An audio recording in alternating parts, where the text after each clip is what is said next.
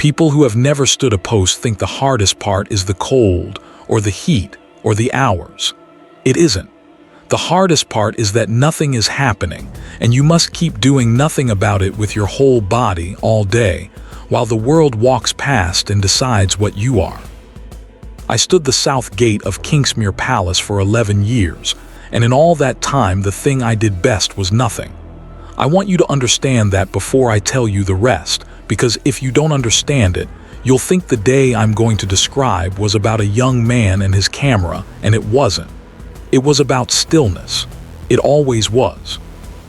My name is Owen Brandt. By the time the boy with the camera found me, I was 44 years old, a sergeant in the King's Foot Guards of Aldermere, and I had been still for a living, one way or another, for most of my life. I had been still in places where moving would have killed me and killed the men beside me. The gate, by comparison, was a gift. The gate had cobblestones instead of frozen scree, tourists instead of marksmen, and a bearskin cap that weighed about as much as a small dog, and sat on my head in the late spring sun like a private punishment. Nobody at the gate was trying to kill me. After the Karen campaign, that felt almost like a holiday. Let me tell you about the post, because the post is the whole story. The south gate stands at the bottom of the Saints' Walk, a long cobbled approach that runs up from the river district of Greenock to the palace forecourt. The walk is named for an old church that used to stand there and burned down 200 years before I was born. But the name stuck, the way names do. Every morning, a relief of us marched down that walk in column, boots striking the stone in a sound you could feel in your teeth, and we took up our posts in the sentry boxes flanking the iron gate. Red wool tunic, brass buttons polished until they threw the sun back at you, white gloves, the bearskin, a rifle on the shoulder, bayonet fixed, the steel kept bright. We stood 2 hours on, 4 off, 2 on through the whole long day, and the public came to watch us be magnificent and motionless, and we obliged them because that was the job. I had learned by then to live inside the stillness. A man who fights it goes mad in a week. He counts the minutes and the minutes refuse to be counted, and his nose itches and his calf cramps and a fly walks across his lip, and all of it becomes enormous. But a man who surrenders to it finds something else in there, a kind of wide quiet, like the inside of a cathedral. I had found that quiet first in a war, lying in a hide on a ridge above a valley for 31 hours without moving more than my eyes, and I had carried it home with me, the one souvenir I kept. At the gate, I let myself sink into it the way other men sink into a chair at the end of a shift. The tourists thought I was empty. I was the opposite of empty. I was simply quiet, and I was watching everything. I should tell you about the watching too, because that part matters later. People believe a guardsman sees nothing because his eyes don't move. The truth is the reverse. Because I could not turn my head, I had taught myself to see the whole width of the walk without it, the way you learn to read a room through a doorway, the way a man learns in a war when turning your head can be the last thing you ever do. I knew the regulars, the flower seller who set up at the corner at 8:30. The old veteran in the blue coat who came on the 1st of every month, stood across from me for exactly 10 minutes at attention as best his ruined hip would let him, threw me a salute that nearly broke my heart every time and left without a word. The school teachers herding their lines of children. The couples having quiet arguments they thought no one could hear. I saw all of it, in the soft gray edges of my vision, and I filed it, and I forgot it, and I saw it again the next day. The gate was a river and I was a stone in it, and I knew the river the way a stone knows the river, completely, and without ever once reaching for it. So I saw the 3 of them coming up the Saints' Walk a long time before they reached me. That is the first thing I want you to understand about the day. I saw them coming. It was a bright afternoon near the end of May, the kind of day Greenock gets perhaps a dozen times a year, when the sky is scrubbed clean and the river light bounces off the white stone of the palace front and the whole city looks like it has been freshly minted. I had come on at 1 o'clock for the long middle shift, the one nobody wanted, 2 hours in the worst of the sun. The crowd was thick. Phones were up all along the railing, the way they always were now.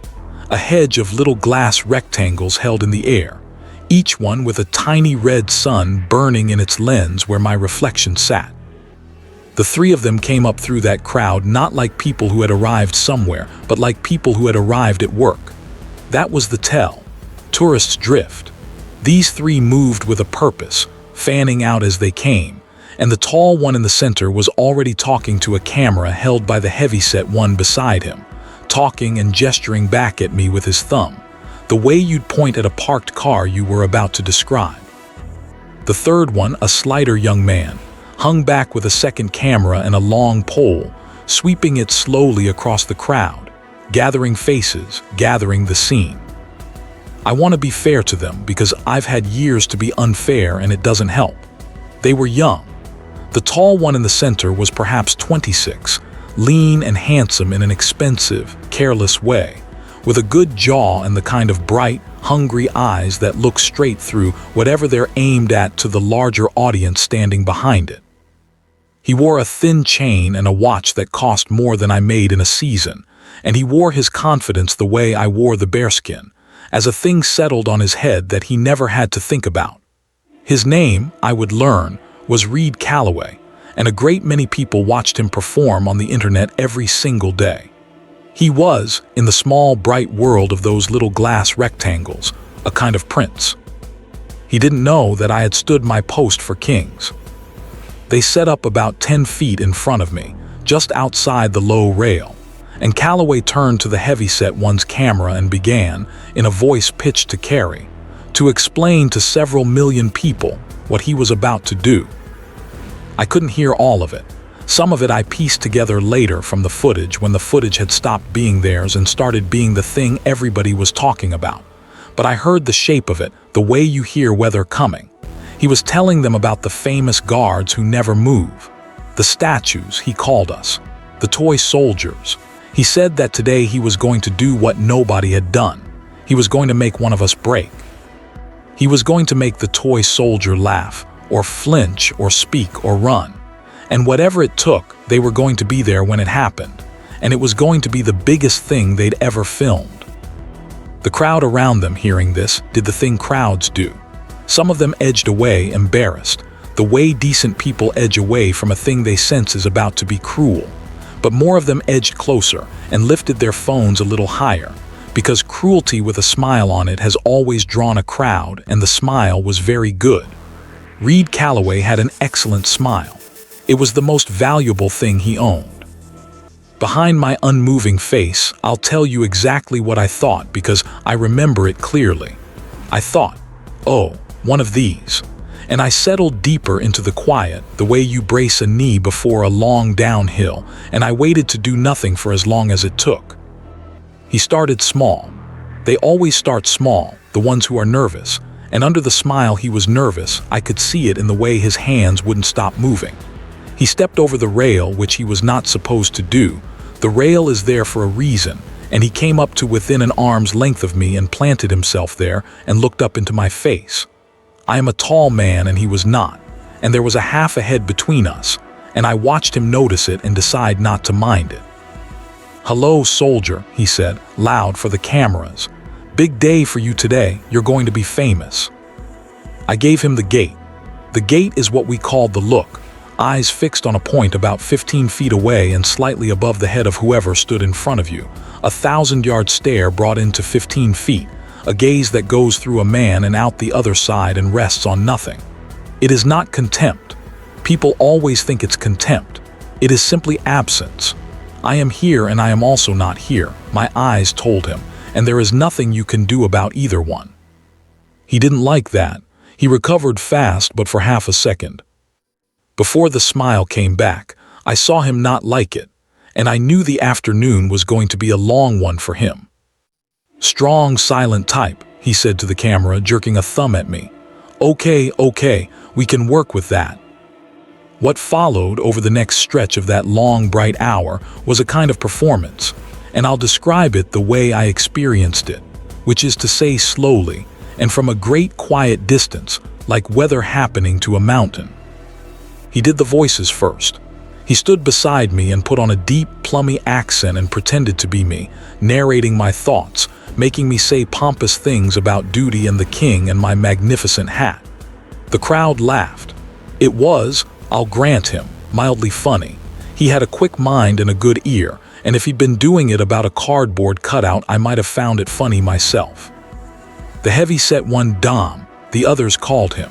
The cameraman circled to get my face and Calloway's together in the frame, and the slight one with the pole, the one they called Wheeze, lifted his long camera up over the crowd to catch the whole spectacle from above. I gave him nothing, not a flicker. The trick is not to fight the urge to react. The trick is to not have the urge. You arrive at the post already having decided that your face belongs to the king and not to you, and then there is simply nothing of yours there for a man like Calloway to reach. He was knocking on a door behind which no one lived. I had moved out years ago. He did the dance next. He danced in front of me, ridiculous, waving his arms, and at one point he did a slow, exaggerated march up and down past my box, an imitation of our drill, knees high, arms swinging, and the crowd roared and the phones tracked him and he fed on it, the way they do. I want to tell you that it didn't touch me, and mostly that's true, but I'll be honest about the one place it did. The drill is not nothing to us. We bury it in our bones over years. We march it on the worst days of our lives and the best ones. We marched it the day we carried the old king to the cathedral, every man of us holding himself together by the count of the step alone, because the step was the only thing strong enough to hold us. To see it mocked by a boy who thought it was just funny walking, that reached me a little. But reaching me and moving me are two different countries, and there is a wide cold sea between them, and I had crossed that sea a long time ago in a worse boat than this. I held the gate. My face stayed the king's. It was somewhere in the second half hour that the laughter began to change, and this is the part of the story I have thought about most in the years since. Because for a while the crowd had been with him. He was the clever prince and I was the stiff old statue, and the joke was the joke. But a crowd is a living thing, and it has a sense of fairness buried in it somewhere deep, older than any of the people in it. And slowly, as the boy worked and got nothing and worked harder, the crowd began to turn. Not toward me exactly, toward fairness. They began to feel, without quite saying it, that there was something off about one man being free to do anything he liked while the other was bound by his post to do nothing at all. The laughter got thinner. A few people stopped filming Calloway and started filming the crowd, which is always the sign that something has shifted. An older woman near the rail said, not quietly, "Leave the poor man alone," and got a scatter of agreement. Calloway heard it. He heard it the way a man on a wire feels the wire start to sing, and instead of getting down, he doubled. That's the thing about the ones who live on the little red suns in the glass. A wave that's beginning to break under them feels exactly like a wave they have to ride harder. He needed the moment now. He'd promised it. Several million people were waiting for the toy soldier to break, and the toy soldier was just standing there, magnificent and silent, and worst of all, dignified, and dignity is the one thing a performance like his cannot survive being near. So he stopped being clever. He started being loud. He got the air horn out of Dom's bag. I knew what it was before he had it fully out, by the shape of it, the little red canister, and a part of me, the old part, the part that had spent a war reading the shapes of things in other men's hands, went very calm and very wide. He didn't know how close he was in that moment to a different afternoon. He thought he was holding a toy. He didn't know that a sudden blast at close range, beside a man who had spent years learning to come awake all at once, is a thing that man's body answers before his mind is consulted. I had a half a heartbeat when I saw it to make a decision, and I made it. I decided in advance that whatever happened, my body belonged to the king and not to the war. I set my breath. I set my weight. I let the quiet come all the way up around me like cold water, the way it had come on the ridge above the Karen Valley when I needed it most, and I waited. He held it up beside my ear, and he pressed it. There is no describing that sound from the inside of it. It went through my skull like a blade. The whole crowd flinched, I saw it. the whole hedge of them recoiling as one, and somewhere a baby started to scream, and a flock of the river pigeons went up off the palace roof in a clatter. And I did not move. I want to be precise about this because it is the center of the thing. It is not that I hid the flinch. There was no flinch to hide. I had spent it in advance in that half a heartbeat, the way you spend a coin before you reach the toll so that your hand is empty and ready when you get there. The horn screamed, and the man holding it screamed something too, some triumphant nonsense, and I stood in the middle of the noise like a stone stands in the middle of a river, and the noise broke over me and was gone, and I was still there, eyes forward, rifle on my shoulder, breathing the slow, even breaths of a man asleep on his feet with his eyes open. When the horn stopped, there was a silence I have never forgotten. The crowd was looking at me now, all of them, every phone, and what was on their faces was not laughter anymore. It was something closer to awe, and underneath the awe, the first hard edge of anger at him, not me. He had wanted them to watch me break. Instead, he had made them watch me hold, and a man holding under that, holding without effort, holding as though the worst thing the modern world could throw at him was a mild change in the weather, is not funny. It is something else. It frightened them a little, I think, in a good way, the way a deep river frightens you when you've only ever known shallow water. They had come to a comedy and walked into something older. Calloway felt the floor tilt under him. I watched it happen.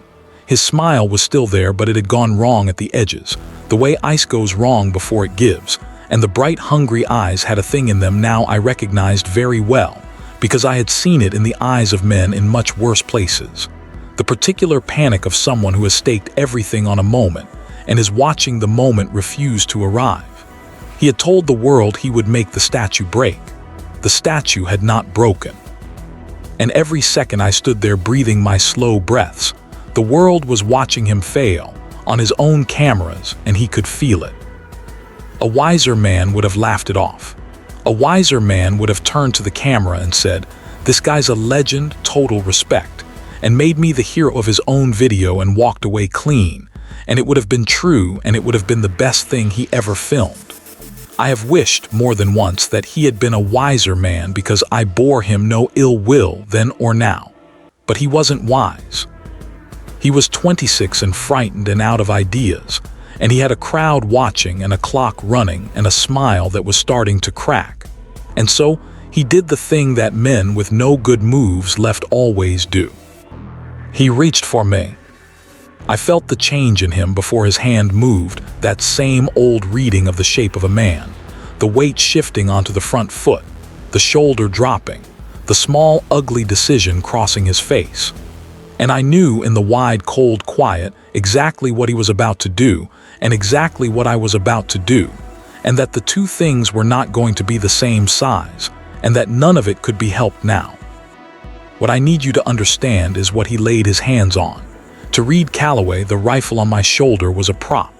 It was the most prop-like thing about me, the most toy soldier thing in the whole tableau, a long brown stick with a bright bit of steel on the end, the perfect last beat for a sketch about a man who wasn't real. I think truly he believed it was decorative. I think he believed everything about me was decorative, that I was a costume with a man somewhere inside it. And that if he could just yank the costume hard enough, the man would come tumbling out, embarrassed and laughing, and the moment would finally arrive. But that rifle was not a prop. It was a service weapon, carried by a sentry on duty at the gate of the king's house, with a bayonet fixed to the end of it, and the moment a member of the public lays hands on it to take it from a guardsman, we are no longer in the country of the prank. We have crossed a hard old border, with hard old laws on the other side of it, into the country where my duty stops being to stand still and becomes, in an instant, something else entirely. He grabbed the rifle with one hand and shoved my shoulder hard with the other, throwing his weight into it, trying to spin me, trying to make the statue stagger so that finally, something would happen. And something did. I want to describe this carefully, because in the years since I have heard it described 100 wrong ways, and the wrong ways all make it bigger and uglier than it was, and the truth is that it was small and precise, and over almost before it began, and that the smallness was the whole point. I did not strike him. I have read accounts that say I struck him. I did not. A guardsman who turns a fool into a victim has lost the argument, and I had no intention of losing it. What I did was the drill. There is a movement we are trained in, drilled in until it lives below thought, for exactly this. When a sentry is interfered with, when his weapon is touched, when the post is threatened. It is not a fighting move. It is a challenge, and it is meant to be terrifying, and it is meant to need no second part. I came alive all at once. After an hour of perfect stillness, the suddenness of it was its own kind of thunderclap. I broke the rifle off my shoulder and brought it down and across in one hard, clean motion, the bayonet swinging out and down into the guard position, the butt stamping the cobble, and at the same instant my boots crashed together and I roared. And I do mean roared from the bottom of the chest, the parade ground bellow we are taught, the one that carries the length of a forecourt, the old regulation challenge. Make way for the KingsGuard. I have a large voice when I choose to use it. I had not used it once in that whole long hour. To the crowd, and to the boy most of all, it must have been as though the statue they had been tormenting had not merely come to life but had detonated. The bayonet, bright and very real and very much not a prop, came down and around to a point exactly where a step forward would have carried him, and stopped, dead level, perfectly controlled, a hand's breadth short. I did not lunge. I did not need to. The whole force of it was in the suddenness and the certainty and the absolute drilled economy of it. A single hard movement that said, with no possibility of misunderstanding, that the game was over, that it had never been a game, and that the next move was not his to make. Reed Calloway went over backward into the cobbles. He didn't fall from being touched, because I never touched him. He fell from the pure recoil of a man whose entire understanding of a situation is corrected in a quarter of a second. He went down hard and sat there on the stones, his hands up, his face. And this is the image the whole world ended up keeping. His face emptied completely of the smile, of the cleverness of the prince, emptied down to the plain, frightened young man who had been hiding under all of it, looking up at the sudden terrible aliveness of the thing he had been certain was a toy. For one held breath nobody moved. The bayonet was level and bright. My voice was still hanging in the air over the Saints' Walk. The phones were all up, every one of them, and I knew, even then, even in the heat of it, that this was the moment Reed Calloway had promised his audience, that something would happen, and that it had, and that it was the opposite of what he'd sold. Then I returned to the post. That was the second thing, and I have come to think it mattered more than the first. I did not stand over him. I did not say another word. I did not press the advantage or perform my own triumph for the cameras the way he had performed his. The threat had ended the instant he went down and put his hands up. The moment it ended, my duty was to go back to being still. So I did. In one motion as clean as the first, I brought the rifle back up onto my shoulder, snapped my heels together, fixed my eyes on the point 15 feet away and slightly above his head, and became, once again, the statue. The man on the cobbles, the screaming crowd, the boy scrambling backward away from me, all of it slid back out to the soft gray edges of my vision, and I let the wide, cold quiet come up around me again, and I breathed my slow, even breaths, and I waited to do nothing for as long as it took. The change in him then was the thing that finished it, more than the bayonet. Because a man who is being attacked can tell himself he was unlucky. But a man who attacks a statue and makes it roar and then watches the statue calmly become a statue again, that man understands, all the way down, that he was never in any danger at all unless he chose to be, that the power had been resting in the still figure the entire time, held back not out of weakness but out of restraint, and that the restraint was the most frightening thing in the whole encounter. He had spent an hour trying to prove I had nothing in me.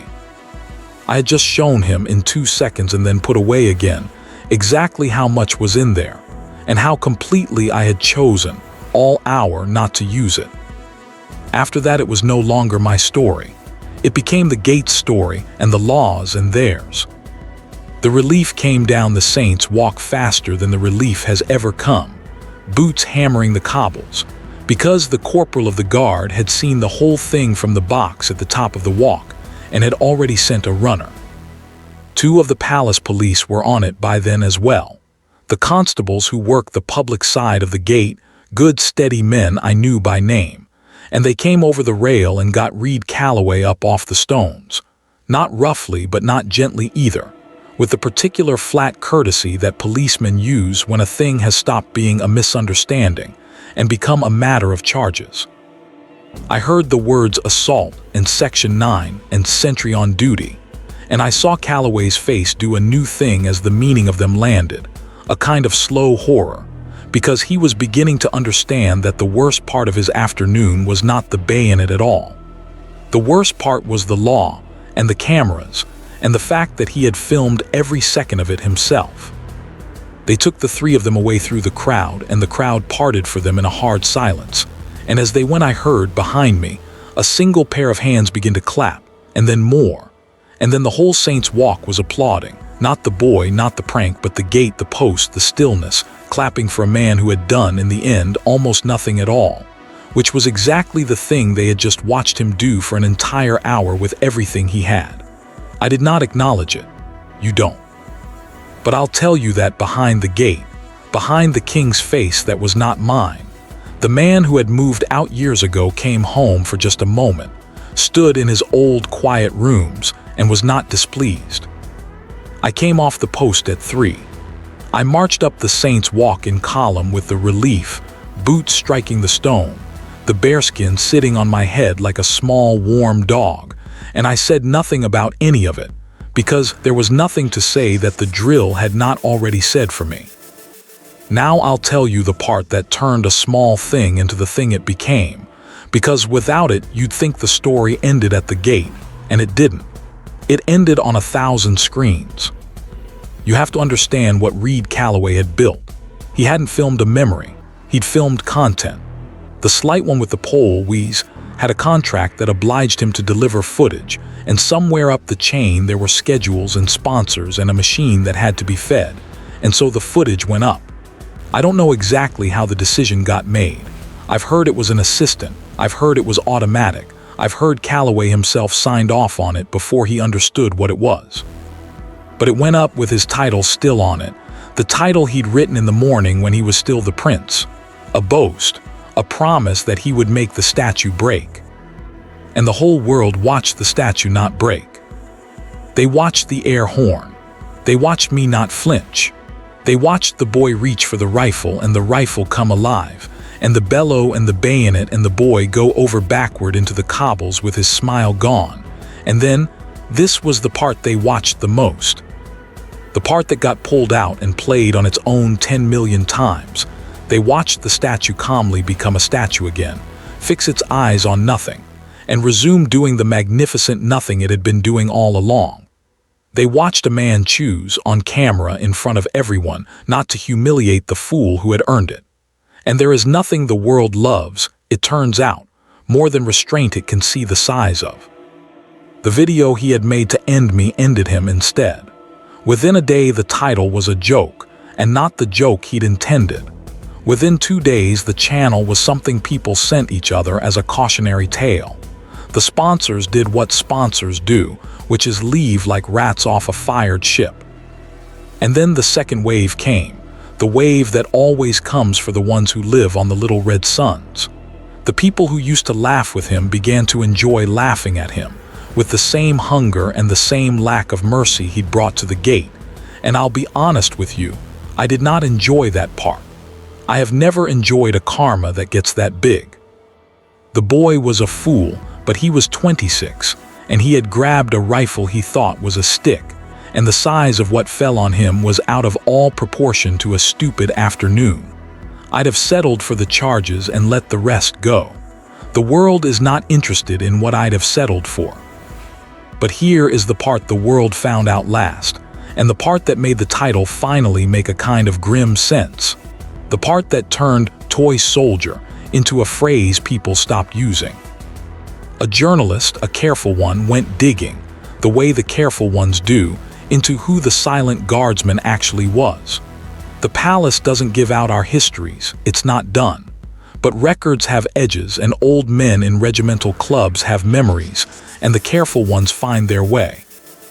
What she found and printed, plainly and without decoration, was this: that before I ever stood the South Gate, before I ever put on the red wool and the bearskin, Sergeant Owen Brant had served 11 years in a unit that the Army did not, on paper, admit to having. We were called the Reach by ourselves when we were called anything. We went into places ahead of everyone else and we lay still in them, sometimes for days, watching, so that other men could come home. I had done that on a frozen ridge above a valley in the Karen campaign for 31 hours without moving more than my eyes, in a cold that took 2 of my toes, while below me an enemy column moved through a town where our people were waiting, and I had stayed still, and stayed still, and stayed still, doing the hardest thing a soldier is ever asked to do, which is nothing, until the still nothing I was doing became the thing that saved them. There is a medal for that day. It lives in a drawer. I have looked at it perhaps 4 times. So when the careful journalist laid it out, that the toy soldier the boy had mocked for being incapable of movement was a decorated reconnaissance veteran who had been awarded one of the kingdom's higher honors precisely for his capacity to remain perfectly, inhumanly still under a kind of pressure the boy could not have survived for 30 seconds. The joke turned all the way over and showed its other face. They had laughed at me for being a statue. It turned out I was the most dangerous kind of man there is, the kind who has every reason to act and chooses, again and again, day after day, not to. The stillness they'd mistaken for a costume was the single hardest thing I had ever learned to do, and I had learned it in a place that would have unmade Reed Calloway in an hour, and I had carried it home and set it down quietly at the bottom of the Saints' Walk and used it, every single day, to do absolutely nothing magnificent for the people of Brenock. I never spoke to a single journalist. I want that on the record. Everything they printed without my help, and most of what they printed about my feelings was invented, because I did not have the feelings they wanted me to have. I was not triumphant. I did not feel vindicated exactly, though I'll admit there was a small, dry satisfaction, the kind an old soldier allows himself once a decade, in the precise fit between what the boy had said I was and what I turned out to be. Mostly what I felt, when the noise finally died down and I went back to my post and the river went back to flowing past my stone, was tired and quiet, and glad to be left alone to do my nothing. I stood the South Gate for 3 more years after that. The crowds were bigger for a while. People came to see the guard from the video, and I gave them the gate, the eyes on nothing, here and not here, and after a few months they stopped recognizing me, because a still man with no expression looks like every other still man with no expression, which is rather the point. The air horn stopped mostly. So did the boys who reach for the rifle thinking it's a stick. Word gets around, even in the small bright world of the little glass suns. There are easier statues. I am retired now.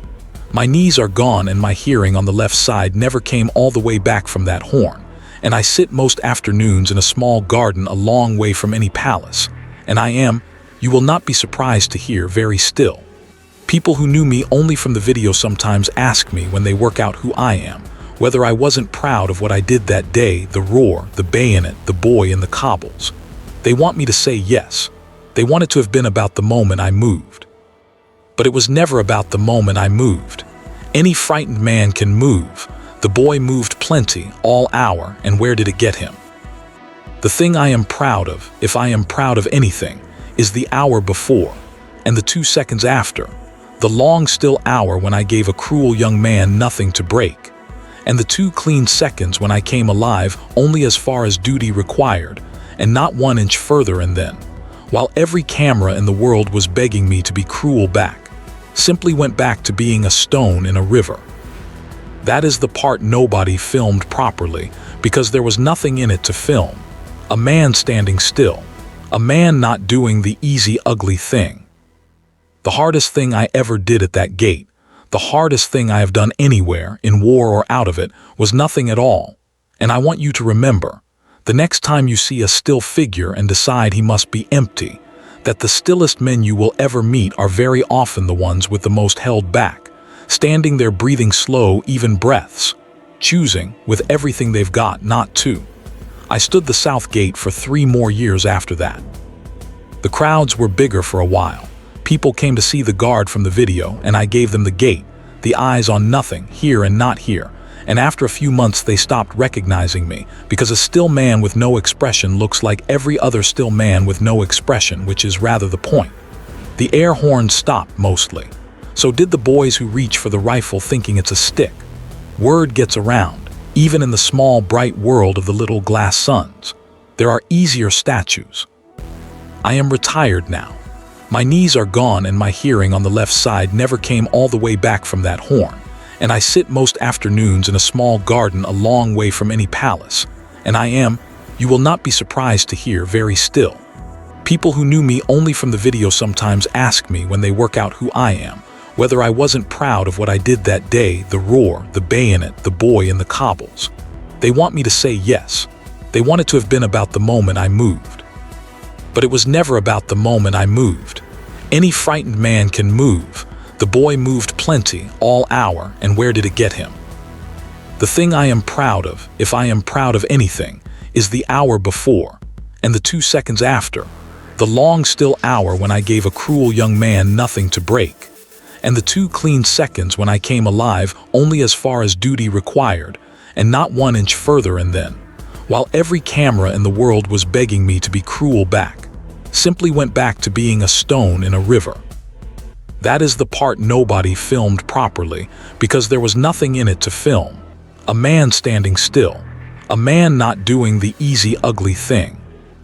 The hardest thing I ever did at that gate, the hardest thing I have done anywhere, in war or out of it, was nothing at all. And I want you to remember, the next time you see a still figure and decide he must be empty, that the stillest men you will ever meet are very often the ones with the most held back, standing there breathing slow, even breaths, choosing, with everything they've got, not to.